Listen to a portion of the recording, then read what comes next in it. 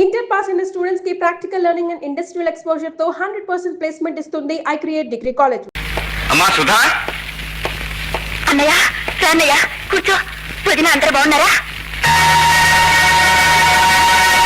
ఏమిటమ్మా ముఖం మీద దెబ్బలు? దెబ్బ అదే అదేం లేదన్నయ్య, పోపు డబ్బా తీసుకుంటే గోడ కొట్టుకున్నాను అంతే అన్నయ్య. నీ వెళ్ళి కాఫీ తీసుకొస్తాను ఉండన్నయ్య. వద్దమ్మా, అవతల నాకు అర్జెంట్ పని ఉంది. సురేష్ ఎక్కడ? ఇంట్లో సరుకులు తేవడానికి బజార్కి వెళ్ళారు. అలాగా, ఈ డబ్బు ఉంచుకో. డబ్బు ఎందుకన్నయ్య?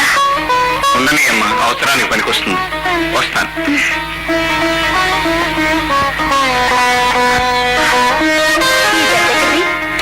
వాళ్ళన్న ఇచ్చాడట, పెట్లో దాచుకుంటే పట్టేశా. చేప గాలానికి చిక్కుకున్నట్టే. ఇక మన ప్లాన్ సాగిద్దాం. పిలు. సుధా, ఏ సుధా. ఏమిటి? మీ అన్నయ్యకి ఫోన్ చేసి అర్జెంట్ గా 5 లక్షలు కావాలని చెప్పు. ఎందుకు? నీ పొందకి వ్యాపారం కోసం చెప్పు. ఏమిటి వ్యాపారం? ఆ తగిడి నువ్వు కలిసి తమిళనాడేగా. నేను ఫోన్ చేయను. ఎందుకు అనవసరంగా మొరాయించి ఒళ్ళు హోనం చేసుకుంటావు? పొద్దుగా ఫోన్ చేయి పాప. చేయను. చెయ్యకపోతే నిజంగా ఈ రోజు నీ ప్రాణం తీస్తానే. నా ప్రాణం నువ్వు తీయలేదు. ఆ పదార్థాల ప్రాణం నేనే తీస్తాను.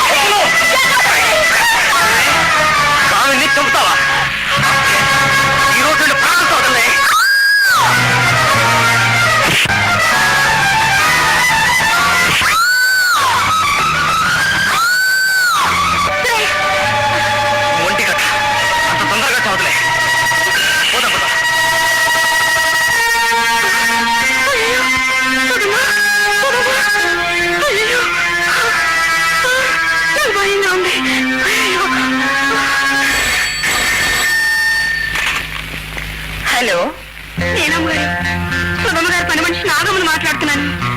ఏం జరిగిందో వివరంగా చెప్పు. ఎక్కడి నుంచి శోభా ఫోన్? సుధా ఇంటి దగ్గర నుంచండి. ఫోన్ ఇలాగ నేను మాట్లాడతాను. మాట్లాడుతుంది సుధా కదండి, వాళ్ళ పని మనిషి. నువ్వు చెప్తున్నానమ్మా. సురేష్ గారు, సుధమ్మ గారిని చితక బాధేశారు అమ్మగారు. ఇప్పుడు సుధ ఎలా ఉంది? ఆమెను చూస్తుంటే నా కడుపు చెరువైపోతుంది అమ్మగారు. సరే. ఏమిటి శోభా, సుధకేమైంది? అవన్నీ ఆడవాళ్ళ విషయాలు. రాణి, రాణి. అక్కయ్య, రాజా, నువ్వు ఒకసారి సుధీంచుకెళ్ళి రావాలి. ఇంతకీ ఏం జరిగింది? భార్య భర్తలు ఏదో కీచులాడుకున్నారట. పని మనిషి ఫోన్ చేసి చెప్పింది. ప్రేమించి పెళ్లి చేసుకున్న వాళ్ళు, వాళ్ళకి అప్పుడే తగాదాలేమిటి? అతనికి పెళ్లికి ముందు వేరే ప్రియురాలు అంటుంది. దాన్ని సరాసరి ఇంటికి తీసుకొచ్చాడట. అంత పని చేశాడా? సుధ ఎదురు తిరిగి కొట్టాడట. సుధను కొట్టాడా?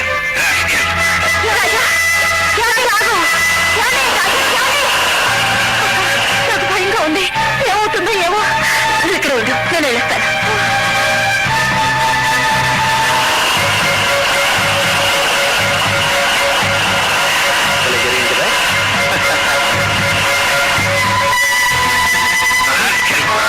పెళ్లి అయ్యేదాకా నక్కలని అల్లటించి ఇప్పుడు నా చెల్లెల్ని కొడతావరా? నీకు తోడ గుంపుడు కట్టి కూడాను.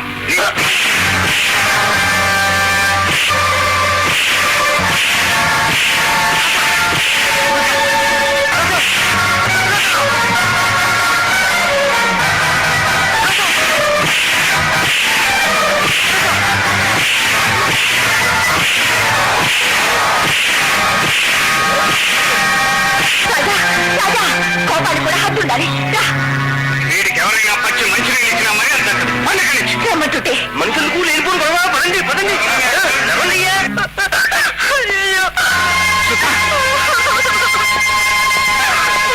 సుధా, అమ్మా సుధా, నేనమ్మా అర్థం నేను వచ్చాను. సుధా, ఏమైంది నాగమ్మా? డబ్బు కోసం మీకు ఫోన్ చేయమంటే చేయనందుకు చిటిక పడేసి వెళ్ళిపోయారండి ఆ సురేష్ బాబు గారు.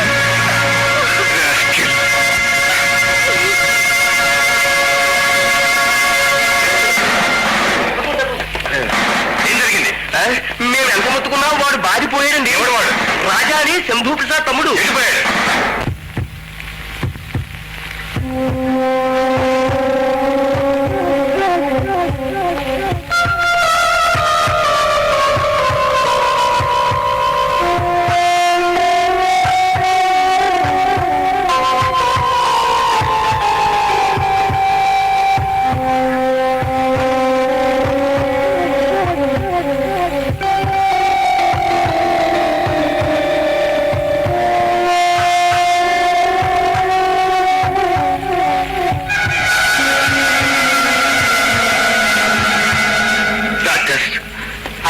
Sorry mister Shambhu Prasad, very sorry.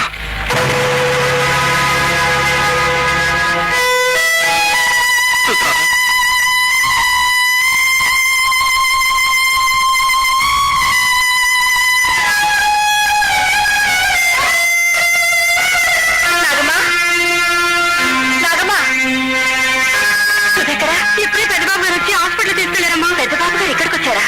అవునమ్మా. పదరాజా, తొందరగా హాస్పిటల్కి వెళ్దాం. ఏమిటి inspector? Mister Raja, your under arrest. ఎందుకు? మీ బావమతి సురేష్ ను కొట్టి చంపినందుకు. సురేష్ ని రాజా చంపలేదు, దానికి నేను సాక్ష్యం. సారీ మేడం, రాజా చంపినట్టు సాక్ష్యాలు ఉన్నాయి. Come on Raja.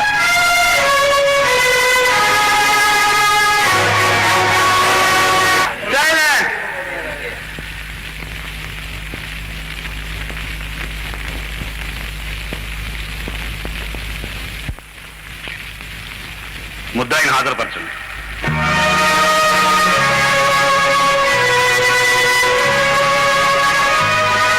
You can proceed mister prosecutor. Thank you your honour. Mister Raja, సురేష్ను చంపాలనే ఉద్దేశం నీకు ఎందుకు కలిగింది? సురేష్ నేను చంపలేదు. కొట్టావు, చచ్చే వరకు కొట్టావు. నేను కొట్టినప్పుడు ఆ నీచుడు చావలేదు. యువర్ ఆనర్, సురేష్ చనిపోయిన తర్వాత కూడా ముద్దాయికి అతని మీద ఎంత కోపం ఉందంటే బతికుండగా ఎంత కసి ఉండేదో అర్థమవుతుంది.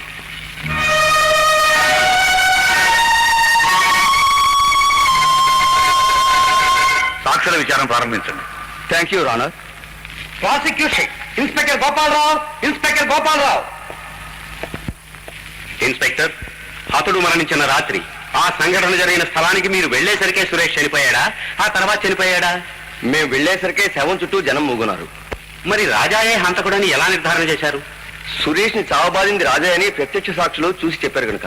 Thank you. That's all your honour. తర్వాత సాక్షి జాస్తి జలమయ్యా, జాస్తి జలమయ్యా. చలవయ్య గారు, రాజా సురేష్ ని కొడుతుండగా మీరు చూశారా? 2 కళ్ళతో చూశానండి. ఆహా, మీరు అప్పుడు అక్కడ ఎందుకున్నారు? నేనొక్కడేమిటి సార్, ఊళ్ళో జనమంతా ముగితేను. అవును, రాజా కొడుతుండగా సురేష్ ఎదురు తిరిగాడా? ఎక్కడ ఎదురు తిరుగుతాయండి, కాళ్ళ చేతిలో ఒకటే బాదుడు బాతుంటాను. అంటే దెబ్బలాటలో అనుకోకుండా చనిపోవడం కాదు, సురేష్ ని చంపడం కోసమే రాజా కొట్టేయండి మీ ఉద్దేశమా? Objection your honour. ప్రాసిక్యూషన్ వారు సాక్షిని తన వాదనకు మళ్లించుకోవడానికి ప్రయత్నిస్తున్నారు. Objection sustained. రాజా సురేష్ ని కొట్టి వెళ్ళిపోయిన తర్వాత మీరేం చేశారు? ఏం చేస్తాం, వాడు చచ్చినా సరే పచ్చి మంచినీళ్ళు ఇచ్చారంటే మర్యాద దక్కదని భయపెట్టి వెళ్ళిపోయాడండి. మేమందరం ఇళ్లలో దూరాం, కిటికీలు కూడా మూసుకున్నామండి. అక్కడికి నాకే మనసు ఉండబట్టక మా ఇంటి నుంచి పోలీస్ స్టేషన్కి ఫోన్ చేశాను. That's all your honour. తర్వాత సాక్షి శ్రీమతి శోభాదేవి. శ్రీమతి శోభాదేవి, రాజా సురేష్ ని కొడుతున్నప్పుడు రాజా పక్కనే మీరు ఉన్నారు కదూ? ఉన్నాను. అంటే సురేష్ హత్యకి మీరు ప్రత్యక్ష సాక్షి అన్నమాట. ప్రత్యక్ష సాక్షిని, కానీ సురేష్ హత్యకు కాదు. సురేష్ రాజా దెబ్బలకు చనిపోలేదు. ఆహా, మరి ఆ స్పాట్ నుంచి రాజాని హడావుడిగా ఎందుకు తీసుకెళ్లారు? ఇంకా కొడితే అతనికి ఏదైనా ప్రమాదం జరుగుతుందేమోనని. కానీ అంతకు ముందే ప్రమాదం జరిగిపోయిందని మీకు తెలియదు? లేదు, అప్పటికే ప్రమాదం జరగలేదు. పోనీ వెళ్లే ముందు సురేష్ ని కదిలించి చూశారా? లేదు. యువర్ ఆనర్, హతుడు సురేష్ ని తానే కొట్టినట్టుగా ముద్దాయి రాజా అంగీకరించాడు. ఆ దెబ్బలకే సురేష్ చనిపోయినట్టు మెడికల్ రిపోర్ట్ కూడా ఉంది. ముద్దాయి రాజా చదువుకున్నవాడు, చట్టం అంటే తెలిసినవాడు, అయినా ఉద్దేశపూర్వకంగా సురేష్ ని హత్య చేసినట్టు నిరూపణ అయింది కనుక ముద్దాయి కఠిన శిక్ష విధించవలసిందిగా కోర్టు వారిని కోరుతున్నాను. Court is ఎజన్.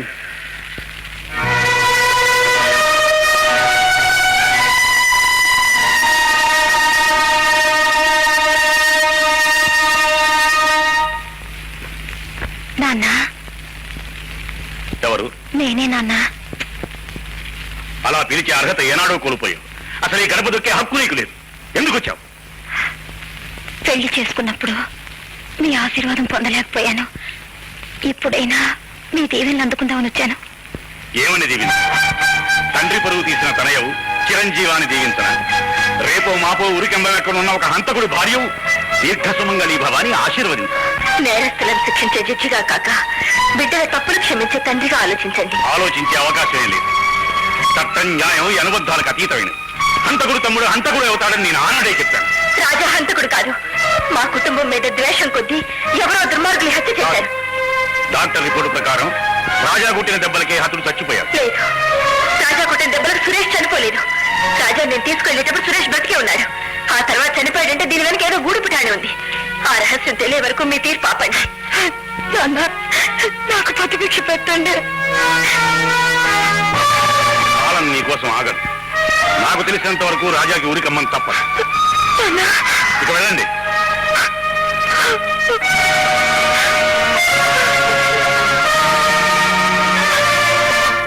సురేష్ హత్య కేసులో డిఫెన్స్ ఆర్గ్యుమెంట్స్ ఆరంభించవచ్చు. యువరానా, నా క్లయింట్ ముద్దాయి రాజా సురేష్ ను తానే కొట్టినట్లుగా ఒప్పుకున్నాడు. ఆ దెబ్బల వల్లే హతుడు చనిపోయినట్లుగా మెడికల్ రిపోర్ట్ లో కూడా ఉంది.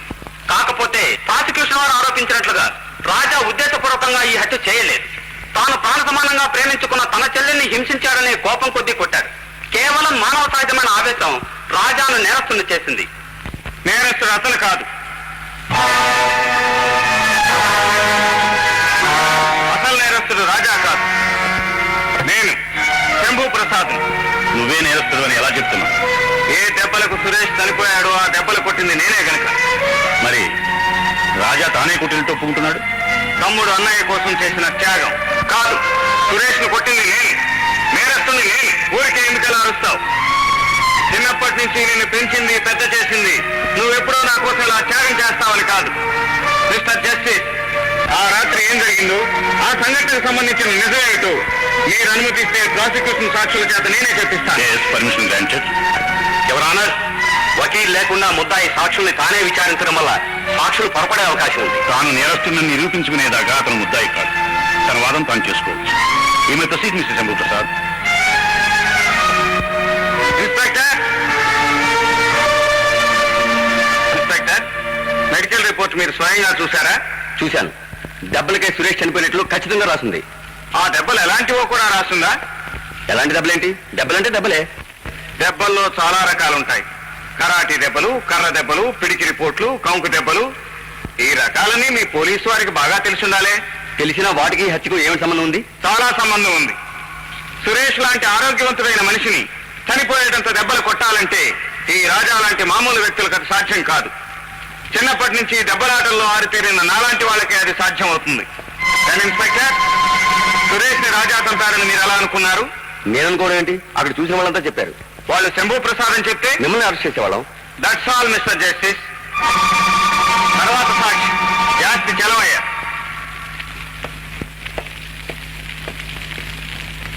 చలమయ్య గారు, మీరు నన్ను గుర్తుపట్టగలరా? మిమ్మల్ని గుర్తుపట్టలేకపోవటం ఏంటండి? మీరు శంభు ప్రసాద్ గారు.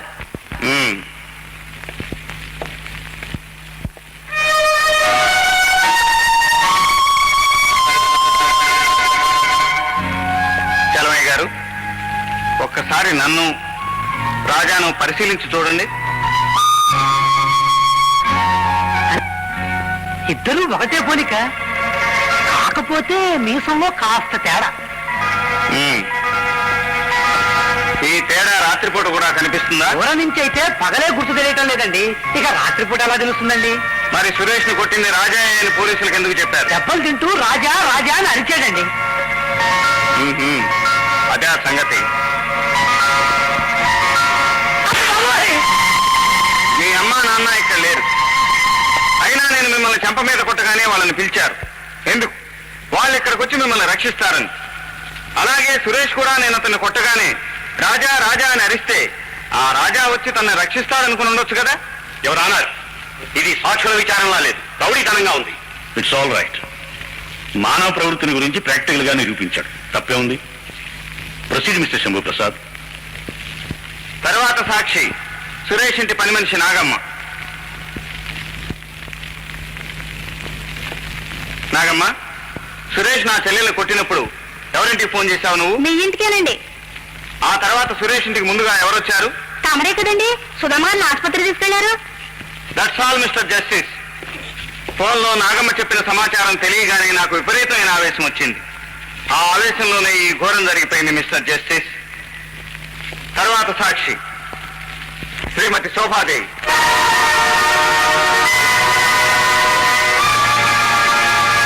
శోభాదేవి, కోర్టులో నిజం చెప్తానని ప్రమాణం చేశావు కదూ? చేశారు. మరి అబద్ధం ఎందుకు చెప్పావు? అబద్ధమా? సురేష్ ను కొట్టింది నేనైతే రాజా అని, నువ్వు ఉన్నది నా వెంట అయితే రాజా వెంట ఉన్నానని ఎందుకు చెప్పావు? ఏమిటి, నేను నీ వింటున్నానా? అర్ధరాత్రి పూట భర్త వెంట కాక మరిది వెంటున్నావా? ఏమిటి? స్వచ్ఛమైన భారత నారి మిస్టర్ జస్టిస్ తన మాంగళ్య రక్షణ కోసం ఎన్ని అబద్ధాలైనా అడగలదు. ఫోన్ వచ్చింది మా ఇంటికి. చెల్లెల్ని చితకబాదాడన్న ఆవేశంలో బయలుదేరింది నేను. నా వెంట వచ్చింది నా భార్య. నన్ను వారించింది కూడా ఈవిడే. చెల్లెల విషయం తమ్ముడికి చెప్పమని శోభను పంపించి నేను చెల్లెలింటికి వెళ్ళాను. అక్కడి నుంచి స్పృహతప్పి ఉన్న చెల్లెల్ని హాస్పిటల్లో చేర్చాను. ఆ తర్వాత నా తమ్ముడు శోభ అక్కడికి వచ్చారు. రూపస్వామ్యాన్ని చూసి పొరపడ్డ పోలీసులు రాజాను అరెస్ట్ చేశారు. మరి ఈ నిజాన్ని ముందే ఎందుకు బయటపెట్టలేదు? ఏ నేరస్తుడైనా వీలైనంత వరకు శిక్ష తప్పించుకోవడానికే ప్రయత్నిస్తాడు. ప్రాసిక్యూషన్ వాదంలో ఏదైనా లోపం జరిగి నా తమ్ముడు విడుదలవుతాడని ఆశించాను. నేను చేసిన నేరానికి నా తమ్ముడికి శిక్ష పడే పరిస్థితి వచ్చేసరికి ఇప్పుడు బయటపడక తప్పలేదు. All right inspector, Shambhu Prasad arrest చేసి కస్టడీలోకి తీసుకోండి.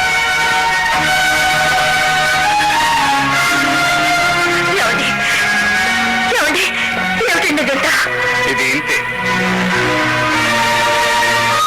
శిక్షను అనుభవించడానికి వీల్లేదు. అనుభవించనివ్వను.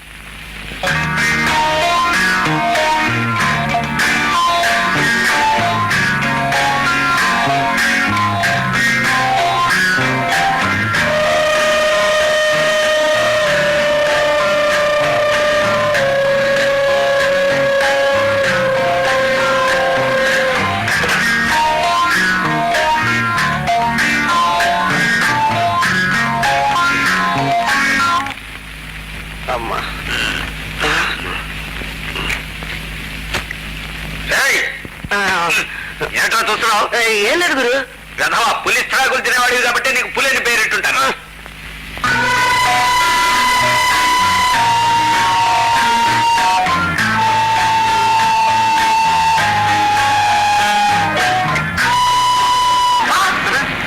గంట గంట కాదు, బంగారు కాదు గురు. అయితే దాన్ని పట్టుకున్న ఈ రోజు మన దర్శనం తీసుకోవచ్చు.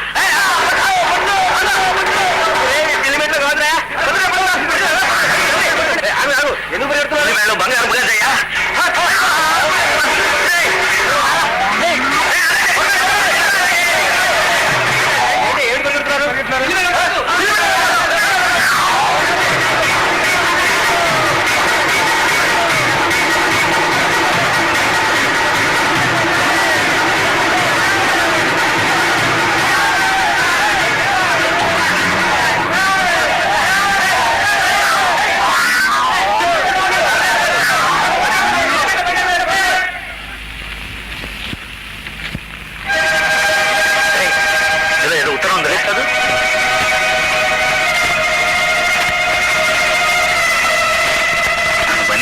విడిపించండి. సురేష్ హత్య కేసులో నేను ప్రధాన సాక్షిని. హంతకులు ఎవరో నాకు తెలుసు. నా పేరు కామిని. అడ్రస్ దొరికింది. వెంటనే వెళ్ళి ఈ విషయం రాజాకి చెప్పాను. వాళ్ళ అమ్మాయిని కాపాడుకుంటాను.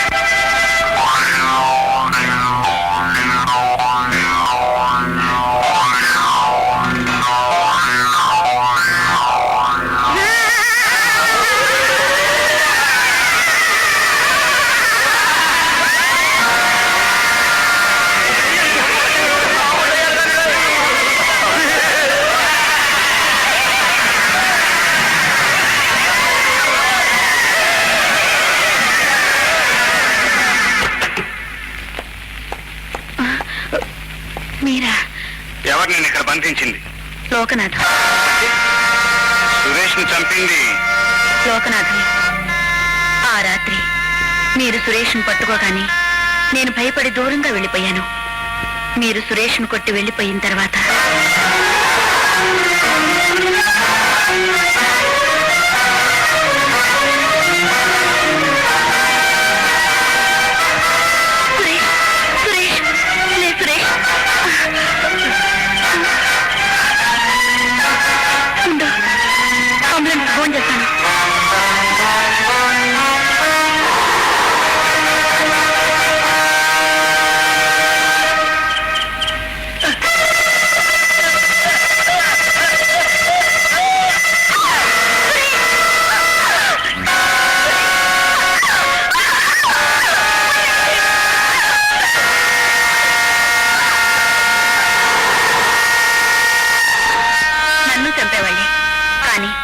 జగన్ కళ్ళు నా మీద పడ్డంతో నా చావు తప్పింది.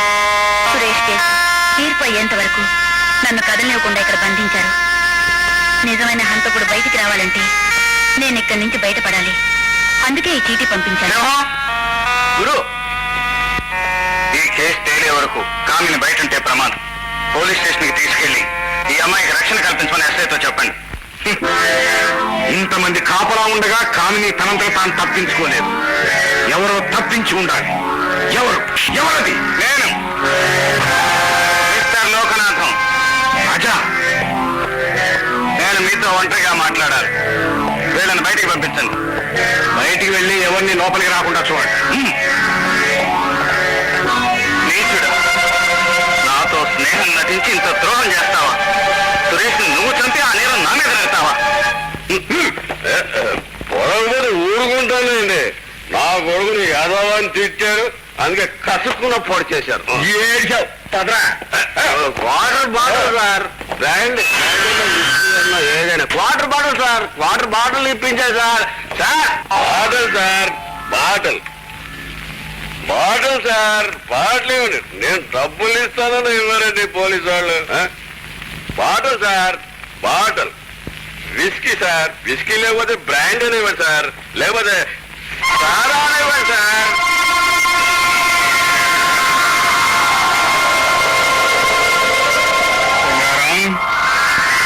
కాంట్రాక్టర్ లోకయ్య తొత్తు కదరా నువ్వు? ఎక్కడ వాడు? చెప్పు. ఆ లోకయ్య గారు ఎక్కడ? లోకయ్య ఎవరు? 16 ఏళ్ల నాడు నా తల్లిదండ్రుల్ని చంపిన రాక్షసుడు. అంటే నువ్వు నాటి లేబర్ యూనియన్ లీడర్ రంగారావు కొడుకు. చెప్పు, అన్నించుడు ఎక్కడ? నాకు తెలీదు.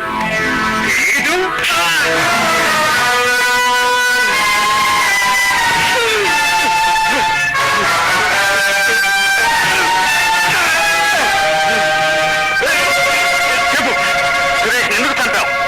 ఆ నేరం నీ అన్న మీద అయ్యటానికి. ఆ రాత్రి సురేష్ను కొట్టింది నువ్వు అనుకోలేదు, నీ అన్న అనుకున్నాను. నా అన్న మీద నీకెందుకంత పగబట్టింది నేను కాదు, నీ అన్న. 16 ఏళ్ల నాడు నేను లోకయ్యగా ఉన్నప్పుడు నీ అమ్మ నాన్న నా చేతిలో చచ్చిపోయారు.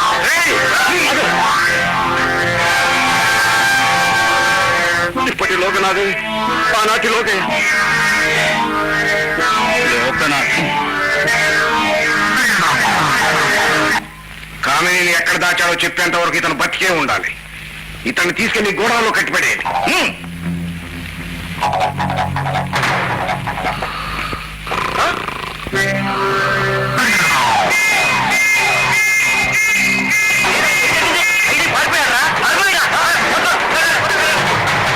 కామిని ఎక్కడ దాచావో చెప్పు.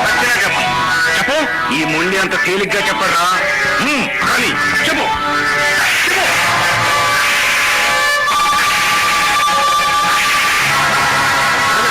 పట్టుకొచ్చాను.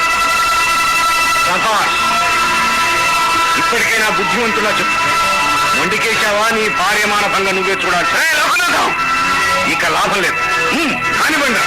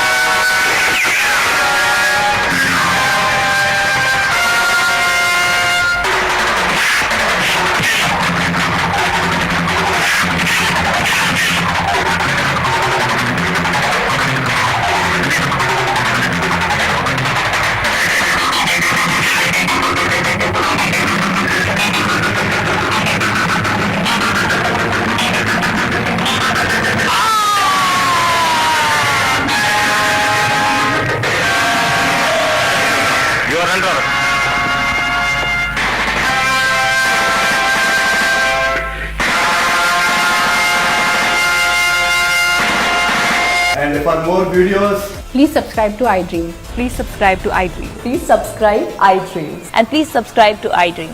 For more videos, subscribe to iDream. please like, share and subscribe to the channel. Congratulations, iDream. Subscribe to iDream. Subscribe to iDream. So subscribe to iDream Media. iDream ki iDream team అందరికి huge congratulations. Please subscribe iDream Media. Please subscribe to iDream. Subscribe iDream. Please subscribe to iDream. iDream అంటే నా కళల ఛానల్ను subscribe చేసుకున్న నోరు తిరుగుతలేదు, మీరైతే గంట గుర్తు కొట్టండి. For more such videos, please subscribe to iDream. Subscribe to iDream. Please subscribe to iDream. Please subscribe iDream Media. Please do subscribe to iDream. Please subscribe to iDream Media. For best entertainment and information, please subscribe iDream. And don't forget to subscribe to iDream.